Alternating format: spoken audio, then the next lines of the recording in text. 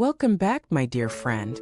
Today we explore a deeply transformative question that touches the core of spiritual development and personal empowerment.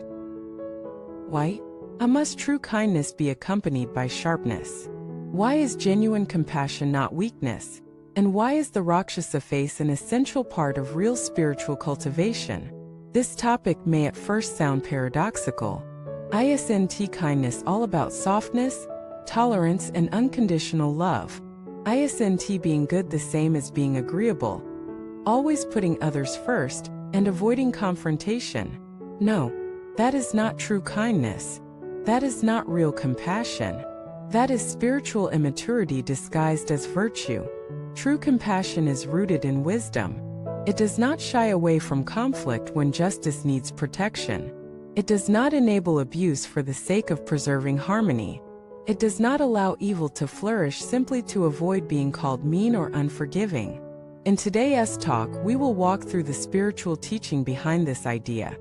Using Buddhist metaphors, contemporary situations, and real human emotion, we will see why those who walk the path of kindness must also wear the armor of discernment and the sword of boundaries. And we will understand why without the Rakshasa face, even the Bodhisattva heart is incomplete. In the modern world, countless people suffer not because they are wrong but because they are too good. You may relate. In your family, you always give in to keep the peace. In the workplace, you are always the one to apologize even for things you didn't do. In friendships, you avoid conflict, even when others overstep your boundaries. Why does this happen? Because you have a Bodhisattva heart, but you have not developed a Rakshasa face. Let us first clarify what these two expressions mean. The Bodhisattva heart refers to the deep compassion, the unconditional kindness, the desire to help all beings reach liberation. It is the very essence of Mahayana Buddhism. However, as noble as this intention is, it is not complete by itself. The Rakshasa face, in contrast, symbolizes fierceness, clarity, boundary, and righteous force. It is not anger. It is not vengeance.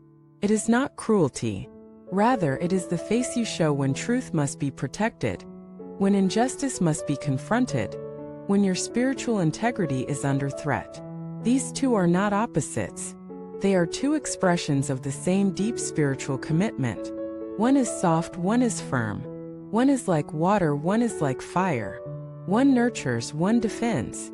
And both are needed. In the Buddhist canon, we often hear about deities who embody both love and wrath. Avalokiteshvara, the Bodhisattva of compassion, is known for 1,000 arms that help countless beings, but also for appearing as fierce protectors when necessary.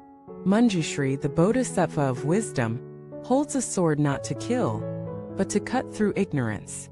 Even the compassionate Kshitigarbha, who vows not to enter nirvana until all beings are saved from hell, is described with a solemn and terrifying demeanor in the underworld, not to frighten, but to command respect from the demons. Why? Because compassion without wisdom is weak, and wisdom without compassion is cold. When someone continuously manipulates you, violates your boundaries, and takes advantage of your kindness, and you do not resist out of fear of appearing unkind, you are not being compassionate, you are being complicit. A spiritual teacher once said, "I'm not someone who doesn't get angry. I just choose when and why to express it." That is not hypocrisy. That is mastery. It's easy to suppress your emotions. It's harder to transform them with awareness. It takes inner power to feel anger and not be driven by it, to stand up without lashing out, to speak truth without hate. This is the Rakshasa face. Imagine a parent who lovingly disciplines a child not out of rage, but out of care. Imagine a monk who uses stern words to wake a disciple from spiritual delusion, not to humiliate, but to shake the student into truth. Imagine a spiritual activist who raises their voice not to argue, but to resist injustice. This is the Rakshasa face. And this is compassion in action. Now let us look deeper. In today's society, kindness is often equated with passivity. People believe being kind means saying yes all the time, never disagreeing, never asserting boundaries. But this belief turns kindness into a trap. You end up becoming the emotional trash can for others' pain. You become the one who always absorbs, never defends. You become the one who keeps the peace by abandoning yourself. Is that really spiritual? True compassion requires conscious strength. It requires knowing when to protect yourself, when to walk away, and when to say enough. It requires being fierce when compassion demands it. The Buddha was not passive. He confronted Mara, the embodiment of illusion and desire. He taught the Eightfold Path not as a suggestion, but as a discipline. He rebuked false monks and challenged harmful ideologies. Was he not compassionate? Of course he was. But his compassion burned like fire, not just glowed like a candle. Let us apply this now to our daily lives. You are not helping anyone by being a doormat. When someone crosses your line, and you stay silent, you train them to keep crossing. When someone insults your dignity, and you smile to keep harmony, you betray your own worth. When someone abuses your kindness, and you keep forgiving without change, you enable harm. This is not spirituality. This is self-abandonment. You are not a bodhisattva if your heart is soft but your spine is jelly. You are not practicing compassion if you cannot protect the truth. 菩萨心肠罗刹面. A heart of the bodhisattva. A face of the Rakshasa. Not because you want to frighten, but because the world needs protectors, not just comforters. The world needs boundary makers, not just peacemakers. This is especially true for women. From a young age, many women are taught to be gentle, quiet, accommodating. They are praised for being nice, for putting others first, for avoiding conflict. And as they grow, this programming continues in relationships, at work, even in spiritual practice. But being feminine does not mean being powerless.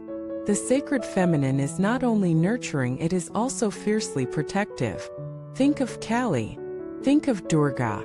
Think of Guan Yin in wrathful form. The feminine protects life not just with gentleness but with boldness, with fire. If you are a woman who has suffered because you were too kind, let this be your liberation. You do not have to choose between being good and being strong. You do not have to smile when your heart says no. You do not have to explain why you draw a boundary. You do not owe anyone your silence. Your no is holy. Let us also understand what this means in the path of Dharma. To practice Dharma is not to become more passive, it is to become more aware. You begin to notice what you truly feel. You become intimate with your boundaries.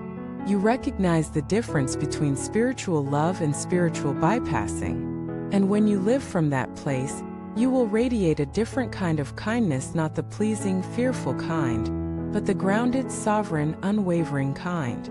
You will not be everyone's favorite, but you will be true. Let us end with this. A good person is not someone who never says no. A good person is not someone who avoids confrontation at all costs. A good person is not someone who allows injustice to pass quietly in the name of peace. A truly good person is someone who protects goodness with strength, who lives with love and also with clarity, who gives and also defends. Kindness is powerful, but only when it is free. So let your compassion roar when it must. Let your truth shine even when it's uncomfortable. Let your presence be a boundary the world respects. Bodhisattva heart, Rakshasa face, that is the path. Thank you for watching this video. See you next time.